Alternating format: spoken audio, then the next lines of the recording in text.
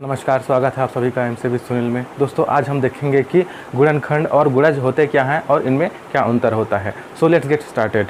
दोस्तों, पहले हम देख लेते हैं डेफिनेशन क्या होता है इनका, उसके बाद हम इनमें अंतर भी समझेंगे। तो देखिए, गुणनखंड का डेफिनेशन है किसी संख्या का गुणनखंड, गुणनखंड को इंग्लिश में फैक्टर भी बोलते हैं दोस्तों, फैक्टर। ठीक है, तो किसी संख्या का गुणनखंड वे संख्याएं होती हैं, ये संख्याएं होती हैं जो उस संख्या को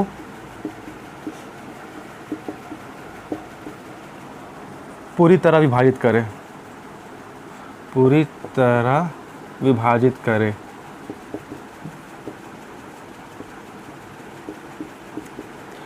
पूरी तरह विभाजित करने का तात्पर्य है, अगर हम किसी संख्या को किसी संख्या से भाग देते हैं तो उसमें शेषफल नहीं बचना चाहिए, तब हम कह सकते हैं कि वह उस संख्या को पूरी तरीके से विभाजित कर रहा है। जैसे अगर हम 10 को 2 से विभाजित करें तो हमारा भागफल आएगा 5, इसमें कोई भी शेषफल नहीं बचता है। अगर हम 10 को ही 5 से विभाजित करें, हमारा भागफल आ जाएगा 2, इसमें भी कोई शेषफल नहीं बचता है। अब देखिए, 10 जो है 2 से पूरी तरीके से विभाजित हो जा रहा है, ठीक उसी प्रकार 10 जो है 5 से भी पूरी तरीके से विभाजित हो जा रहा है। तो इसका तात्पर्य यह है कि 2 और 5 जो हैं वे क्रमशः 2 और 5 10 के गुणनखंड हैं, 10 के फैक्टर हैं या फिर गुणनखंड हैं, फैक्टर या फिर गुणनखंड है दोस्तों,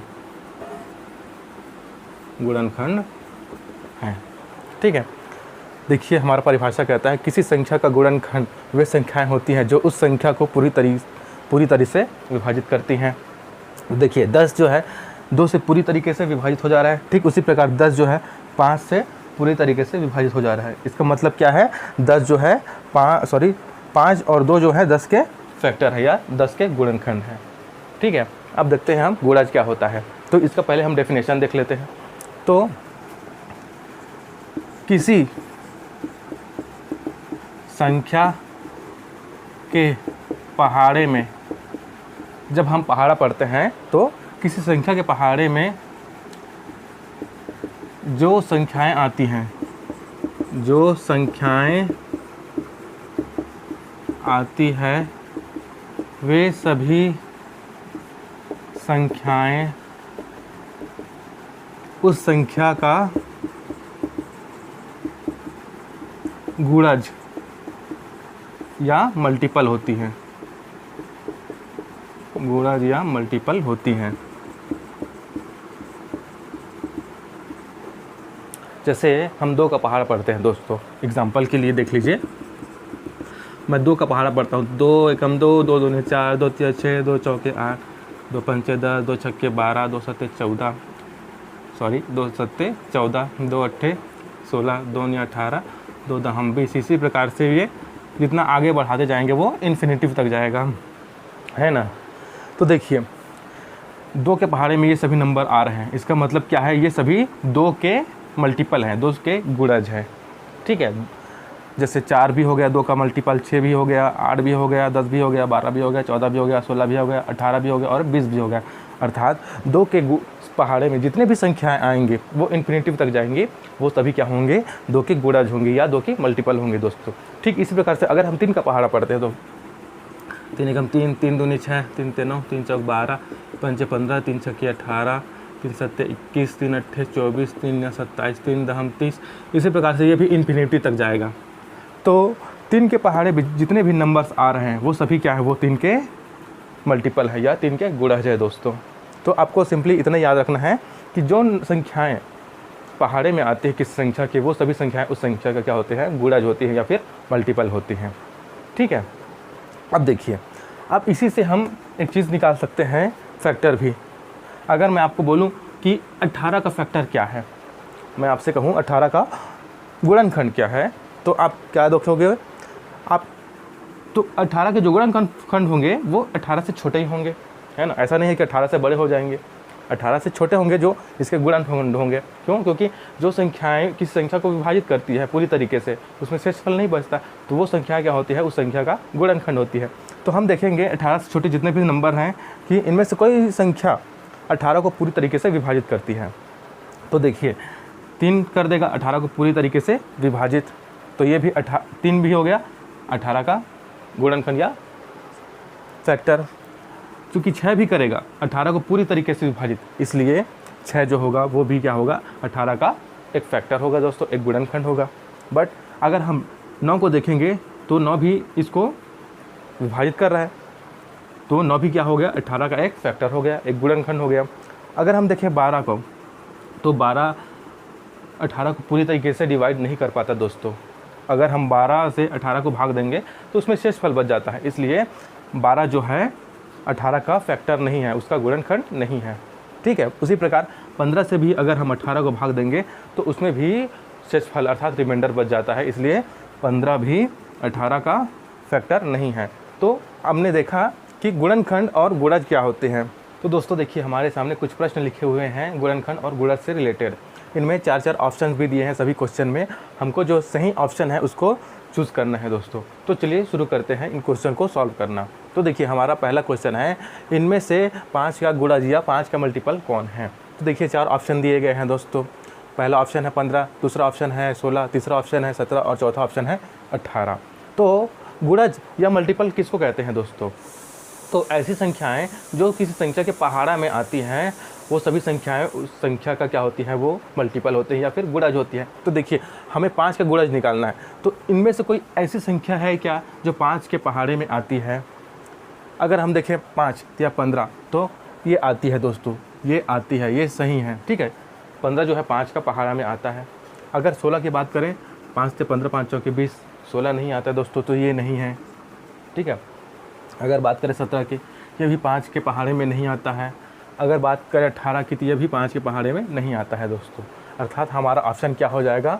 ऑप्शन ए हो जाएगा हमारा सही आंसर। क्यों? क्योंकि 15 जो है वो 5 के पहाड़े में आता है, इसलिए 15 जो है 5 का मल्टीपल या 5 का गुणज है दोस्तों। ठीक है, चलिए बढ़ते हैं अगले क्वेश्चन पर। तो देखना है हमको इनमें से 14 का गुणज कौन है या 14 का मल्टीपल कौन है। चलिए देखते हैं। हम जानते हैं मल्टीपल यानी होता है पहाड़े में आना उस संख्या के, तो हम देखेंगे कि इनमें से कौन सा नंबर है वो 14 के पहाड़े में आता है। शुरुआत करते हैं ऑप्शन ए से। ऑप्शन ए है 42 आता है क्या? देखते हैं 42 14 के पहाड़े में 14 दूनी 28, 14 से 42 3 बार में आता है दोस्तों, तो ये सही ऑप्शन है। ठीक है, ये सही ऑप्शन है, ऑप्शन ए। अब इसको चेक कर लेते हैं जो 3 अदर ऑप्शन है कि वो भी आते हैं कि नहीं आते हैं। तो देखिए 45 आता है क्या? 14 से 42, 14 चौक 56, 56 ज़्यादा हो जा रहा है, अर्थात ये नहीं आएगा, 45 नहीं आएगा। ठीक है, अगर बात करें हम 65 की, तो 14 चौके 56, 14 पंचे 70, अर्थात ये भी नहीं आ रहा है। अब बात करते हैं 75 के, 14 पंचे 70, 14 छक्के 84, अर्थात ज़्यादा हो जा रहा है, ये भी नहीं आ रहा है। अर्थात इसमें हमारा ऑप्शन ए करेक्ट ऑप्शन है दोस्तों, जो है 14 का मल्टीपल या 14 का गुणज। ठीक, हमारा अगला प्रश्न है, इनमें से 20 का गुणनखंड कौन है? तो हमको इनमें से जो 4 ऑप्शन दिए हैं दोस्तों, इनमें से 20 का फैक्टर फाइंड आउट करना है। देखते हैं, चेक करते हैं। तो हमें मालूम है कि गुणनखंड किसको कहते हैं। गुणनखंड होता है वो जो किसी संख्या को पूरी तरीके से विभाजित कर दे दोस्तों, है ना। तो 20 को, इनमें से जो भी संख्याओं के जोड़े हैं 20 को पूरी तरीके से विभाजित करेंगे, वही होंगे 20 का फैक्टर या 20 का गुणनखंड। चलिए देखते हैं, पहला ऑप्शन देखते हैं। तो देखिए इसमें 2 नंबर्स हैं, 4 और 5। देखते हैं 4 क्या 20 को पूरी तरीके से विभाजित कर देता है? तो 4 पंचे 20, 5 बार में 20 को 4 जो है दोस्तों पूरी तरीके से विभाजित कर दिएगा, इसलिए 4 जो है 20 का एक फैक्टर है। 5 की बात करें तो 5 भी 20 को 4 बार में पूरी तरीके से विभाजित कर देगा, इसलिए 5 भी क्या है 20 का एक फैक्टर है, इसलिए ये ऑप्शन सही है दोस्तों। ठीक है, अब अदर जो 3 ऑप्शन है उनको चेक करते हैं। तो देखिए 6 इसको पूरी तरीके से विभाजित करेगा क्या? तो नहीं करेगा। क्यों? क्योंकि 6 से 18 और 6 चौको 24 हो जाता है।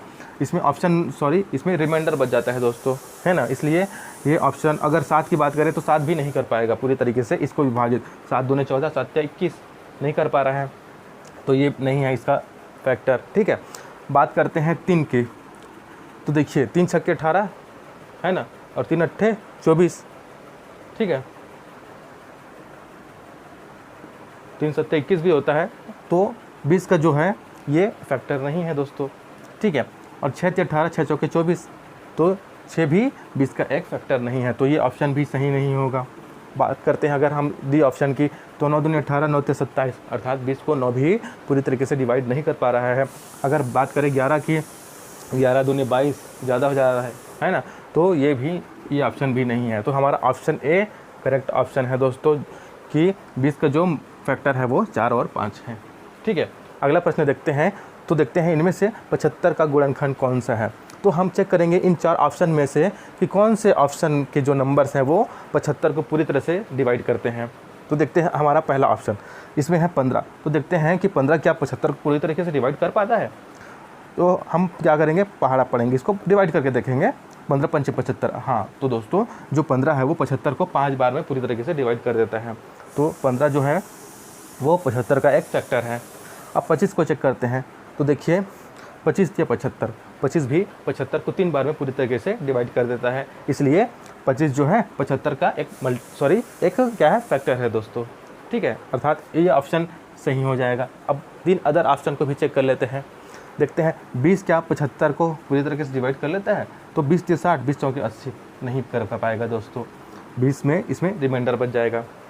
30 को चेक करते हैं, 30 दूनी 60, 30 × 90, ये भी नहीं कर पा रहा, इसलिए ये ऑप्शन गलत है। अर्थात 20 और 30 जो है 75 के फैक्टर या फिर गुणनखंड नहीं है। सी ऑप्शन को चेक करते हैं, 35 और 45 है। तो देखिए 35 दूनी 70, 35 × 105, देखिए 35 भी नहीं कर पा रहा है 75 पूरी तरीके से डिवाइड, तो 35 भी नहीं है। अगर 45 की बात करें, 45 से कम 45, 45 दूनी 90, तो 45 भी 75 को पूरी तरीके से डिवाइड नहीं कर पा रहा है, इसलिए ऑप्शन सी भी इसका फैक्टर नहीं है 75 का, ठीक है। ऑप्शन डी को चेक करते हैं, तो 27 दूनी 54 और 27 × 81, अर्थात जो 27 है वो भी 75 को पूरी तरीके से डिवाइड नहीं कर पा रहा है। अगर बात करें 35 की, 35 दूनी 70, अभी यहाँ देखें चेक किए थे, 35 दूनी 70, 35 × 105, तो ये भी दोनों नंबर 75 को पूरी तरीके से डिवाइड नहीं कर पा रहा है, इसलिए दोनों नंबर भी क्या है, 75 के फैक्टर नहीं है, 75 के गुणनखंड नहीं है दोस्तों। अर्थात हमारा ऑप्शन ए सही है। ऑप्शन ए के जो नंबर है 15 और 25 दोनों 75 के फैक्टर हैं, 75 के गुणनखंड है। क्यों? क्योंकि ये दोनों नंबर जो हैं 75 को पूरी तरीके से डिवाइड करते हैं दोस्तों आई होप आपको ये क्लास पसंद आई होगी, समझ में आई होगी। अगर आपको ये क्लास पसंद आई है तो मेरे चैनल को सब्सक्राइब कीजिए, वीडियो को लाइक कीजिए, शेयर कीजिए और हाँ, बेल आइकन को भी ज़रूर दबाइए ताकि आगे आने वाले वीडियोज़ की नोटिफिकेशन आप तक पहुँचती रहे।